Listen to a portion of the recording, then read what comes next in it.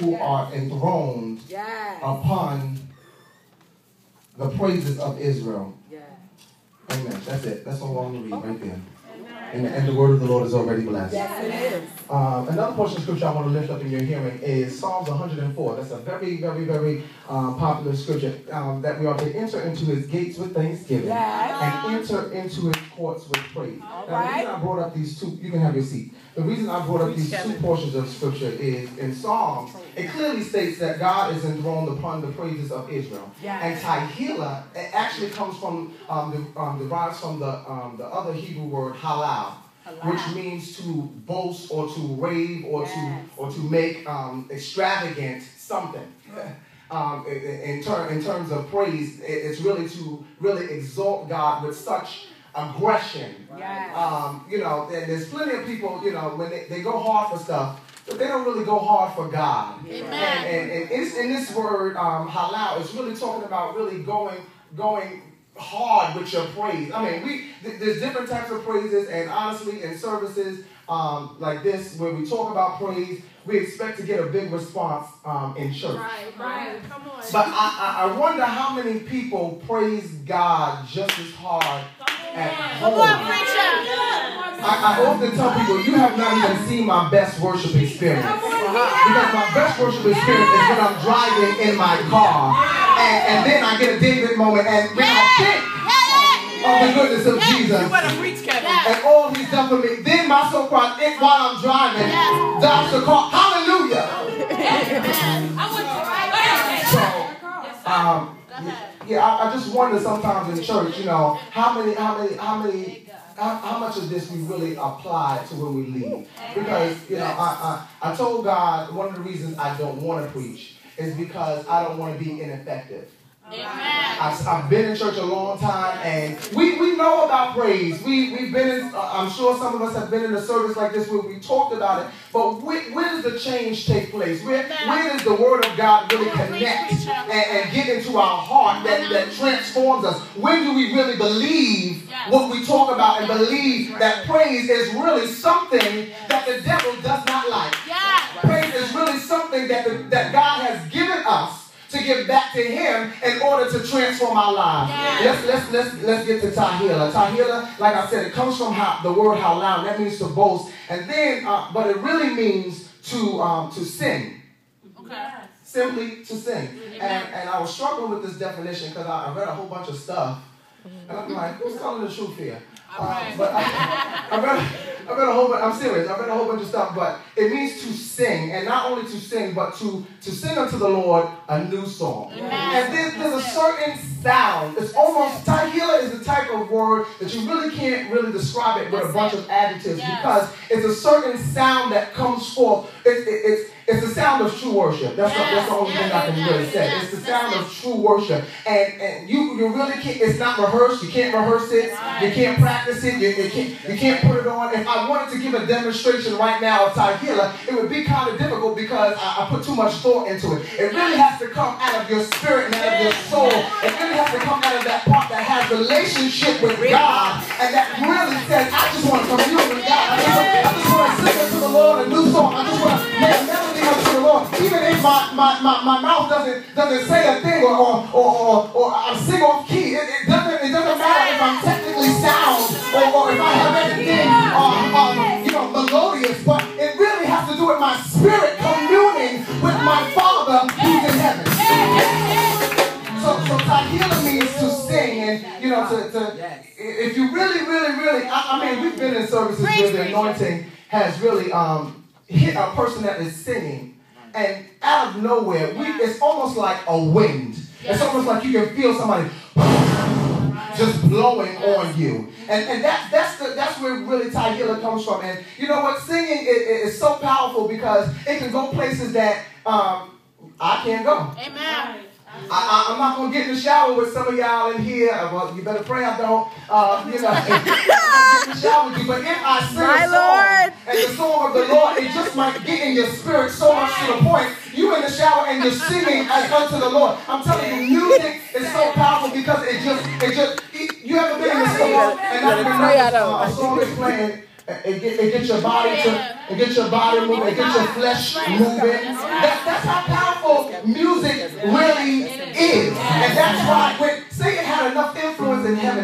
my mind. I was reading this the other day. Satan had enough influence with the music that he was able to fool a third. Yeah. That's it. That's a lot. That's a lot in heaven, in God's house. That's a lot to really get people I mean, all you know is God, and you really got the nerve to follow the worship leader. My God. All right, I'm off the paper. The Bible declares that he inhabits the praises of his people. And when we sing praises unto God, it should come from a place that he told the woman at the well, I seek those that worship me in spirit and in truth, not for show or for fashion. I mean, people sing for every other reason nowadays, but it's not just to glorify God. And I don't know about you, when I sing, I close my eyes and I shut. Yeah, I don't care. People think I'm looking at them sometimes, but I'm really looking right through them. And it's really a spirit thing where your spirit has to commune with God. It has really nothing to do with what you're singing, but it really has to do with your connection to God.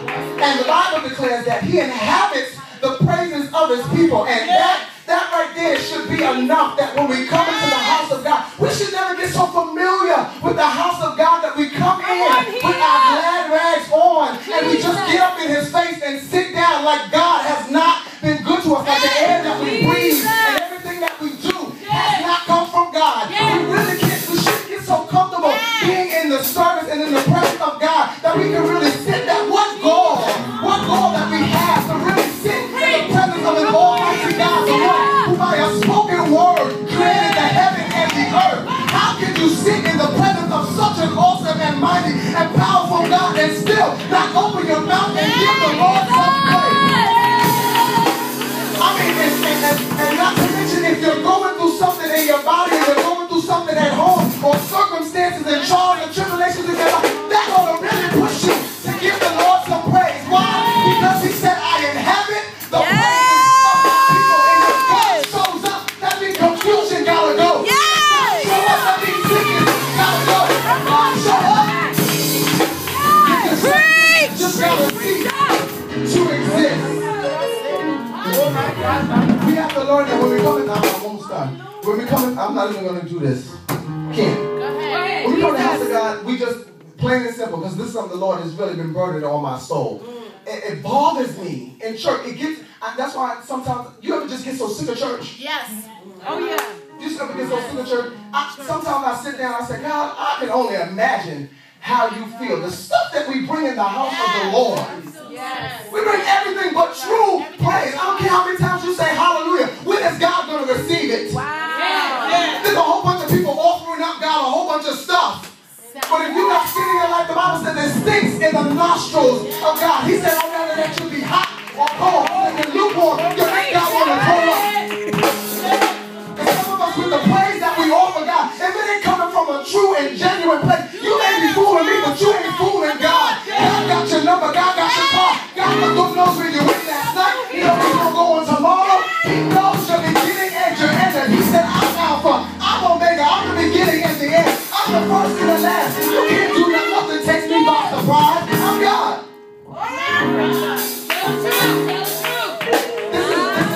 And you know what? I don't care how many services we have talking about praise. There's still somebody that didn't get it. There's still somebody. I'm serious. Because praise goes beyond your flesh. Praise says, oh, I'm tired, but I'm still dancing. Praise says, I don't feel like getting up out of my bed, but I'm going into the house of the Lord. For why? Because where the presence of the Lord is, there is the liberty, which means I'm free. God frees you in praise. When Paul and Silas were locked up in prison, they began to sing unto the Lord. They began to offer a high healer. And not only were they set free, but the people around them, they were set free. If you really love somebody, you bring them into the house of God, I dare you just go up in a praise.